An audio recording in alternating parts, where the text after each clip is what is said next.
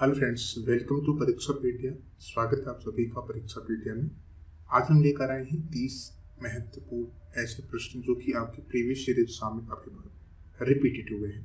तो चलिए video session को शुरू करते हैं। आप हमें लास्ट में ये जरूर बताएं कि आपने 30 प्रश्नों में कितने सही प्रश्न के जवाब दिए हैं। आज का जो पहला प्रश्न है वो आपकी स्क्रीन पर रहा।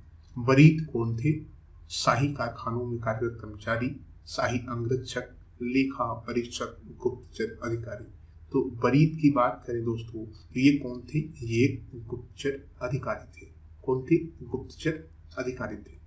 अगले प्रश्न की बात करें, अलाउद्दीन खिलजी के विषय में क्या सत्य नहीं है? सैन्य अधिकारियों को जागीरें प्रदान करना, गुप्तचर प्रणाली का गठन करना, भू राजस्व की वृद्धि या मद निषेध। तो अलाउद्दीन खिलजी के विषय में जो सत्य नहीं है वो क्या सत्य नहीं दोस्तों? कि सैन्य अधिकारियों को जागीरें प्रदान करना। ऑप्शन नंबर आपका जो है ए सही है। अगले प्रश्न की बात करें, 1258 में किस मंगोल नेता ने खिलाफत को नष्ट करते हुए खलीफा की हत्या कर दी थी? हलाकू, तैमूर, संगीर खां, उपरोक्त में कोई नहीं। तो 1258 में ध्यान दीजिएगा, मंगोल नेता खिलाफत को नष्ट करने के लिए जो हत्या की तो किसने किया था? हलाकू ने किया था। हलाकू मंगोल नेता ने जो है खिलाफत को नष्ट करने के लिए खलीफा की हत्या कर दी थी। अगले प्रश्न की बात करें, रजिया के विरोधी अमीर कोट का नेतृत्व कौन कर रहा था? मलिक इनुद्दीन कबीर खां, निजामुल मुल्क जुनैदी, मलिक अलाउद्दीन कोची, मलिक बलबन। तो रजिया के विरोधी अमीर कोट का जो नेतृत्व कर रहे थे वो कौन कर रहे थे? वो कर रहे थे निजामुल मुल्क जुनैदी। ऑप्शन नंबर जाएंगे किसके साथ? बी के साथ। अगले प्रश्न की बात करें, दिल्ली में एकता प्रथा प्रारंभ करने का श्रेय किस सुल्तान को जाता है? इल्तुतमिश को, रजिया को, बलबन को या अलाउद्दीन खिलजी को? तो दिल्ली में एकता प्रथा प्रारंभ करने का जो श्रेय जाता है किसको जाता है? ये जाता है इल्तुतमिश को जाता है। अगले प्रश्न की बात करें, इल्तुतमिश द्वारा सत्याग्रहण करने का क्या आधार था? तो इल्तुतमिश द्वारा जो है सत्याग्रहण करने का जो आधार था वो था दिल्ली के तुर्क अमीरों व सैन्य अधिकारियों ने उसका चयन किया था। किसका? इल्तुतमिश का। ऑप्शन नंबर तुम किसके साथ जाएंगे? बी के साथ।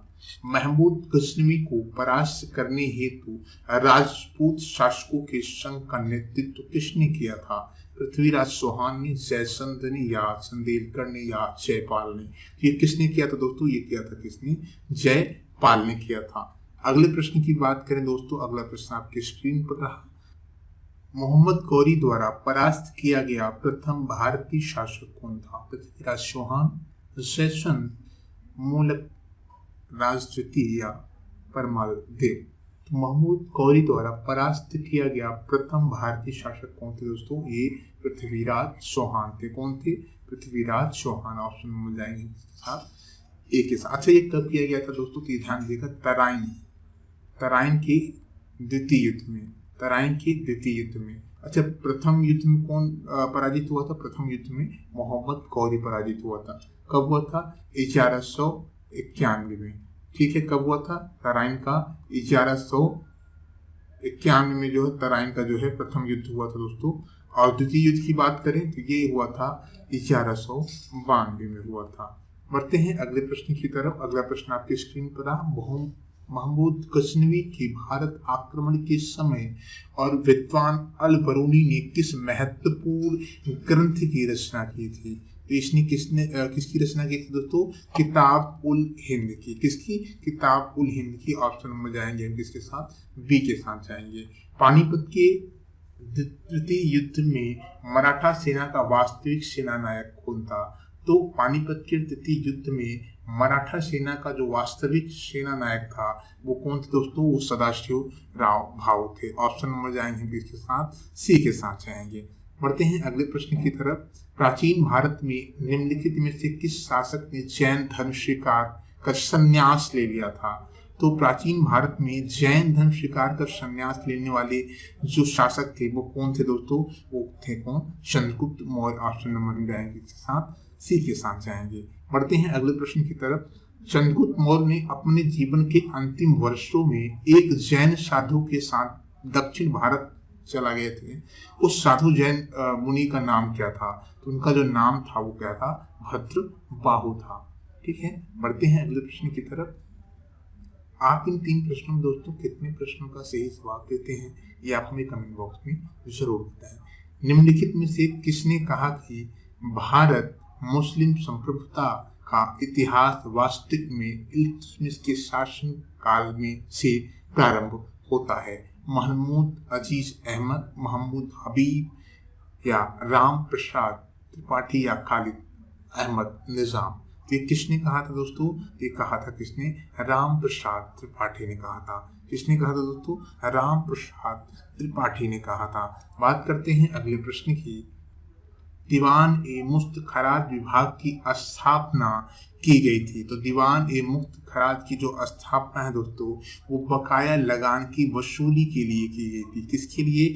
बकाया लगान की वसूली के लिए ये की गई थी। ऐसे किसके शासन में की थी? अलाउद्दीन खिलजी के द्वारा की गई थी। बात करते हैं अगले प्रश्न की। निम्नलिखित में से कौन आर्य समाज से संबंधित था? तो आर्य समाज से जो संबंधित थे वो कौन थे? एनी बेसन थी। कौन थी दोस्तों? एनी बेसन थी आर्य समाज से संबंधित। ऑप्शन नंबर बी आपका सही है। बात करते हैं अगले प्रश्न की। तत्वबोधिनी पत्रिका से कौन संबंधित था? तो तत्वबोधिनी पत्रिका से बहुत ही महत्वपूर्ण प्रश्न दोस्तों, ये प्रश्न काफी बार एग्जाम में पूछा गया है। राजा राम मोहन राय, द्वारिकानाथ टैगोर, देवेंद्रनाथ टैगोर, अक्षय कुमार दत्त। तो तत्वबोधिनी पत्रिका से जो संबंध तो वो कौन थे? वो देवेंद्रनाथ टैगोर थे। ऑप्शन नंबर जाएंगे इसके साथ सी के साथ। बढ़ते हैं अगले प्रश्न की तरफ। कॉमनवेल्थ पत्र से निम्नलिखित में से किसका संबंध था? तो कॉमनवेल्थ पत्र में से जो संबंध था वो किसका था दोस्तों? वो एनी बेसेंट का था। किसका? एनी बेसेंट का संबंध था। ठीक है, ऑप्शन नंबर जाएंगे बी के साथ। बात करते हैं अगले प्रश्न की। सन 1918 में भारतीय उद्योग आयोग की अलग से निम्नलिखित में से किसने रिपोर्ट प्रस्तुत की थी? महात्मा गांधी, मदन मोहन मालवीय, आशुतोष मुखर्जी या अली इमाम? तो ये किसने किया था दोस्तों? ये आशुतोष मुखर्जी ने किया था। किसने? आशुतोष मुखर्जी ने। बात करते हैं अगले प्रश्न की। सीरिया का राजदूत डायमेकस किस मौर्य शासक के दरबार में आया था? तो सीरिया का जो राजदूत है ये बिंदुसार के दरबार में आया था। ऑप्शन नंबर जाएंगे हम इसके साथ बी के साथ। बढ़ते हैं अगले प्रश्न की तरफ। त्रिपुरी जहां सन 1939 का विख्यात कांग्रेस अधिवेशन हुआ था ये कहाँ पर स्थित है? तो ये त्रिपुरी जहां सन 1939 का विख्यात कांग्रेस अधिवेशन हुआ था ये कहाँ पे स्थित है? ये मध्य प्रदेश में स्थित है। कहाँ पे? मध्य प्रदेश में स्थित है। अगले प्रश्न की बात करें। असहयोग आंदोलन के समय किस नेता ने अपनी अति समृद्धि वकालत छोड़ी थी? तो असहयोग आंदोलन के समय अगर हम बात करें किस नेता ने अपनी अति समृद्ध वकालत छोड़ी थी, ये किसने छोड़ा था दोस्तों? ये छोड़ा था मोतीलाल नेहरू ने छोड़ा था। ऑप्शन नंबर जाएंगे बी के साथ। बात करते हैं अगले प्रश्न की।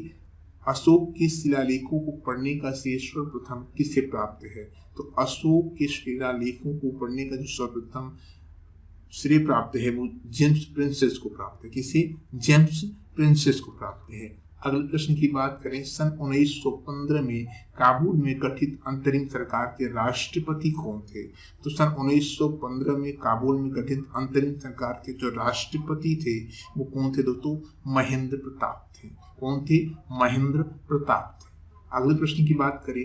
निम्नलिखित भारतीय नेताओं में से अखिल भारतीय कांग्रेस का अध्यक्ष कौन नहीं बना? बाल गंगाधर तिलक, मोतीलाल नेहरू, महात्मा गांधी या गोपाल कृष्ण गोखले? तो नहीं बने थे। कौन पूछ रहा है? तो ये जाएगा किसके साथ? बाल गंगाधर तिलक के साथ। बात करते हैं अगले प्रश्न की। सन 1856 के विख्यात हिंदू विधवा पुनर्विवाह अधिनियम को पारित करवाने के लिए निम्नलिखित में से कौन उत्तरदायी था? देवेंद्रनाथ टैगोर, केशव चंद्र सेन, ईश्वर चंद्र विद्यासागर या अक्षय कुमार दत्त? तो ये कौन उत्तरदायी था दोस्तों? ये थे ईश्वर चंद्र विद्यासागर उत्तरदायी थे। ऑप्शन नंबर जाएंगे इसके साथ हम सी के साथ। बढ़ते हैं अगले प्रश्न की तरफ। बाबू कुंवर सिंह ने अंग्रेजों के विरुद्ध अपनी अंतिम लड़ाई कब लड़ी? तो बाबू कुंवर सिंह ने अंग्रेजों के विरुद्ध जो अपनी अंतिम लड़ाई है वो अप्रैल 1858 में लड़ी थी। कब लड़ी थी? अप्रैल 1858 में। बात करते हैं अगले प्रश्न की। अशोक के शिलालेखों की लिपि क्या थी? तो अशोक के शिलालेखों की जो लिपि थी वो प्राकृतिक थी। ऑप्शन नंबर जाएंगे हम डी के साथ। अगले प्रश्न की बात करें, अंग्रेजों को दीवानी मिलने के समय निम्नलिखित में से बंगाल का नवाब कौन था? अलीवर्दी, मीर जाफर या राजदौला या नजमुद्दौला? तो कौन था दोस्तों? ये थे कौन यहाँ पे? मीर जाफर। ऑप्शन नंबर जाएंगे जिसके साथ हम बी के साथ। बढ़ते हैं अगले प्रश्न की तरफ। सबाई की संधि का मुख्य परिणाम क्या था? तो सबाई की संधि का जो मुख्य परिणाम था वो मराठों के साथ 20 वर्ष की शांति था। ऑप्शन नंबर जाएंगे सी के साथ। बढ़ते हैं अगले प्रश्न की तरफ। आज का जो आखिरी प्रश्न है, राष्ट्र में प्रार्थना समाज की स्थापना की प्रेरणा किसने की थी? ये किसने की थी दोस्तों?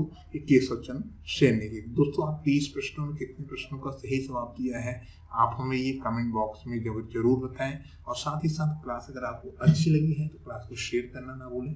अगर आपके कोई प्रश्न है तो वो भी आप पूछ सकते हैं। धन्यवाद। मिलते हैं आपसे